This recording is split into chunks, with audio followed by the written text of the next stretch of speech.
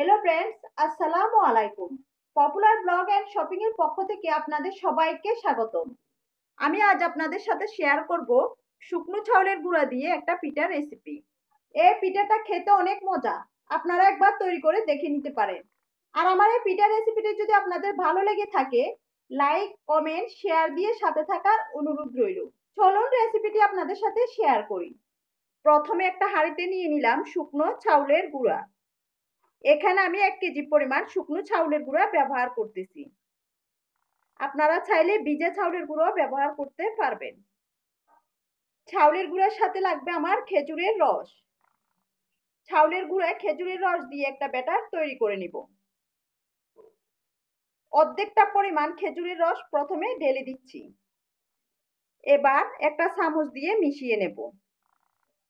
সবটুকু রস একসাথে ঢেলে দেওয়া যাবে না, অল্প অল্প মিশাবো আর ব্যাটারটা তৈরি করে নেব। এখানে খেজুরের রসের কোনো সঠিক পরিমাপ নেই। ভিজা চাউলের গুঁড়া হলে রসের পরিমাণ কম লাগবে, আর যদি শুকনো চাউলের গুঁড়া হয় খেজুরের রসের পরিমাণটা একটু বেশি লাগবে।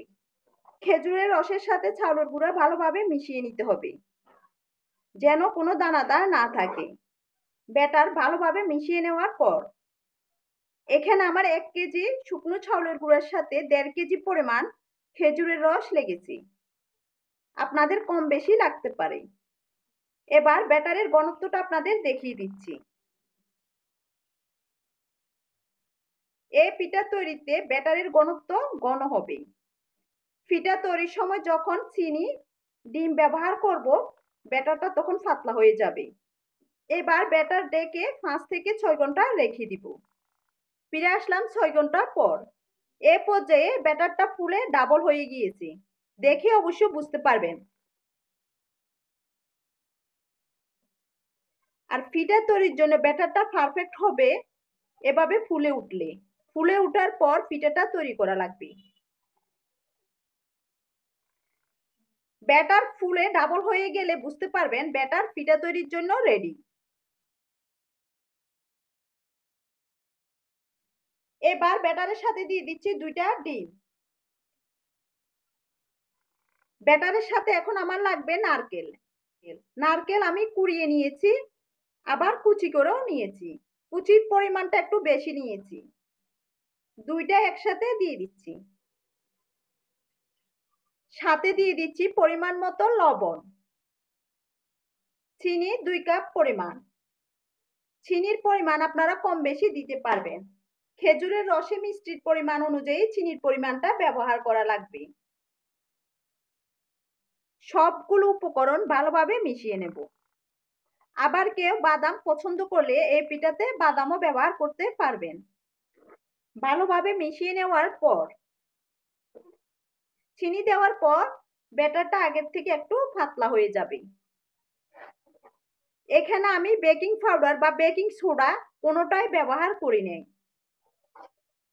খেজুরের রস দিয়ে পিঠাটা তৈরি করলে বেকিং পাউডার বা বেকিং সোডা লাগে না। এবার ডেকে আবারও 10 মিনিট রেস্টে রেখে দিব। 10 মিনিট রেস্টে রাখলে চিনিটা ভালোভাবে গলে যাবে। ফিরে আসলাম 10 মিনিট পর। এবার আবারও ভালোভাবে নাড়িয়ে নিচ্ছি। চিনি ভালোভাবে গলে গেছে, কোনো দানাদার নেই। ব্যাটারের ঘনত্ব দেখে বুঝতে পারবেন। এবার এগুলো এক পাশ করে রেখে দিচ্ছি। বড় একটা পাতিল নিয়ে তার ভিতরে খড় নিয়ে নিলাম। এই খড়ে আমি আজকে পিঠাটা বসাবো। গরুর খাবার বিক্রি করে যেসব দোকানে, ওই দোকানে এই খড়টা পেয়ে যাবেন। খড়টা আমি ভালোভাবে ধুয়ে পরিষ্কার করে নিয়েছিলাম। এই খড়টা দিয়ে আমি কয়েকবার পিঠা তৈরি করেছি।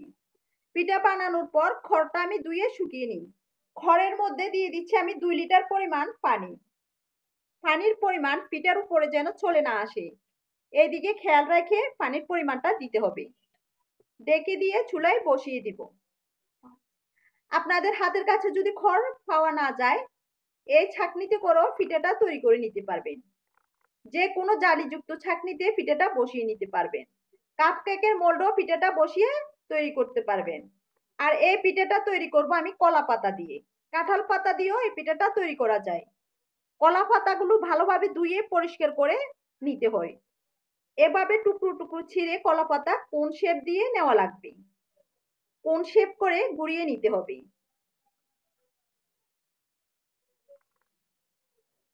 দেখে বুঝতে পারবেন কিভাবে বাঁচটা দিয়েছি। এবার এভাবে ধরে একটা কাঠি গেঁথে দিব।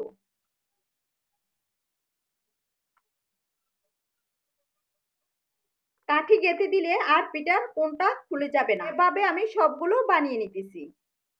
পাতিল বসিয়ে চুলার জাল হাই হিট করে দিয়েছি। খড়ে বলক আসা পর্যন্ত অপেক্ষা করব। খড়ে বলক আসার পর ঢাকনাটা উঠিয়ে নিতেছি।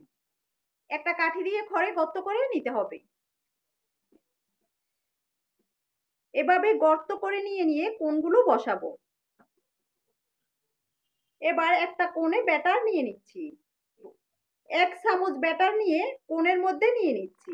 পুরো কোণ ভর্তি করে ব্যাটার দেওয়া যাবে না, পিঠাটা ফুলে বড় হয়ে যাবে। এজন্য কিছুটা জায়গা খালি রেখে ব্যাটারটা দিতে হবে। এবার গর্ত বরাবর পাতিলে বসিয়ে নিচ্ছি। কাঠি দিয়ে আরেকটা গর্ত করে নিচ্ছি। আরেকটা কোণে ব্যাটার নিয়ে গর্তে বসিয়ে দিব। এভাবে আমি সবগুলো পিঠা বসিয়ে দিব। এভাবে একটা বেশ পিঠা দিয়ে দিলাম। এবার সবগুলো পিঠার উপরে কিশমিশ দিয়ে দিব।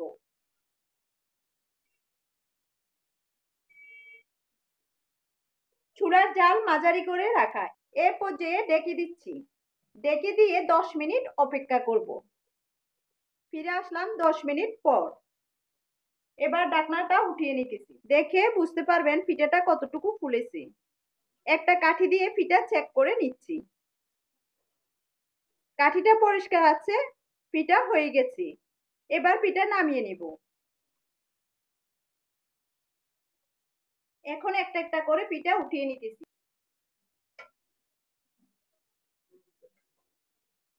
প্রথম ব্যাচের পিঠাগুলো আমি একটা জালিতে উঠিয়ে নিয়েছি। অবশ্যই জালিয়ালা বা ছিদ্রযুক্ত জিনিসে উঠিয়ে নিতে হবে, তাহলে পিঠার ভাবটা সরে যাবে। একইভাবে আরেকটা বেশ পিঠা দিয়ে দিচ্ছি। এভাবে আমি সবগুলো পিঠা বানিয়ে নিব। সবগুলো পিঠা বানিয়ে নেওয়ার পর বড় সবাই এই পিঠা পছন্দ করবে। যাদের হাতের কাছে খেজুরের রস পাওয়া যায় না, তারা ইস্ট ব্যবহার করে পিঠাটা তৈরি করে নিতে পারবে। এখন একটা পিঠা আপনাদের ভেঙে দেখিয়ে দিচ্ছি।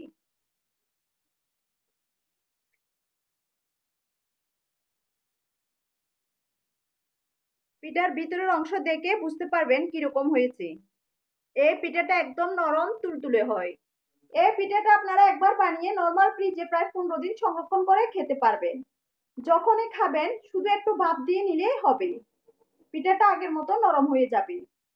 আর আমার এই পিঠা রেসিপিটি যদি আপনাদের ভালো লেগে থাকে, সাবস্ক্রাইব করার অনুরোধ রইল।